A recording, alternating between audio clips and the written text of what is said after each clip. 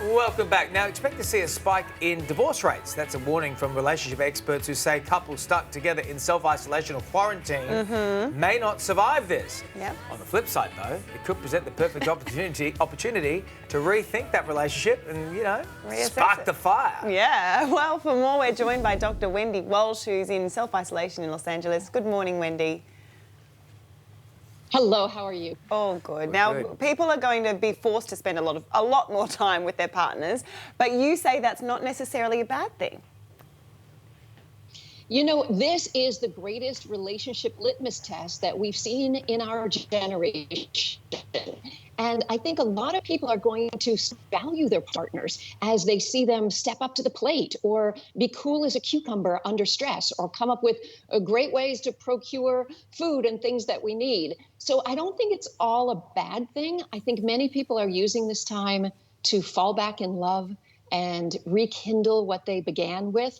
But it is a make or break time. It could go either way. Yeah, well, I mean, Wendy, we know that in California where you are, that it's, you're sort of like in homes, you're not allowed to go out. We're not quite there yet, 100% here. So is now the time, if you're in an unhappy relationship or you were just, you were hedging your bets like, oh, maybe I'll let this play out, to go, I better get out of this now before we're in lockdown?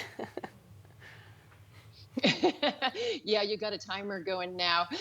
Because I will say, once you get on full quarantine like we are, there's no mover who's going to move you, and you don't want to bring your germs to mom's basement. Right. However, if you've been sitting on the fence with your primary relationship and thinking, oh, is this going to be the person? I mean, what's a relationship? A relationship is an exchange of care.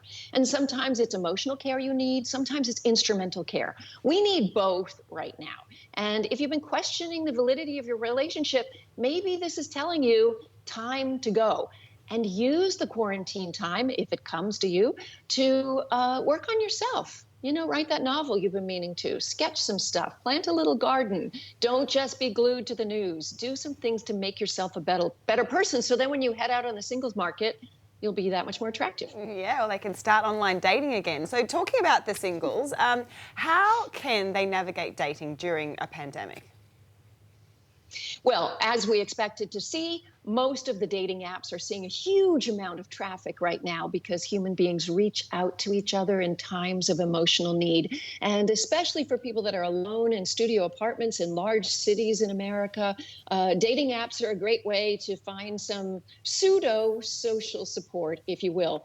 But I warn everybody, even before the quarantine, many of the relationships that start online never, ever, ever come into the real world. In other words, just texting is enough for people to satisfy them a bit, and they never actually go out on dates. So I suggest, just like I do when there was a quarantine, I said meet in person quickly. Now I say get on FaceTime quickly and talk about real things, your hopes, your dreams, your fears. Have deep, intimate conversations as you evaluate potential mates. All right, Wendy, great to see you. We'll speak to you a little bit later on. Thanks for your company today. Now, still to come.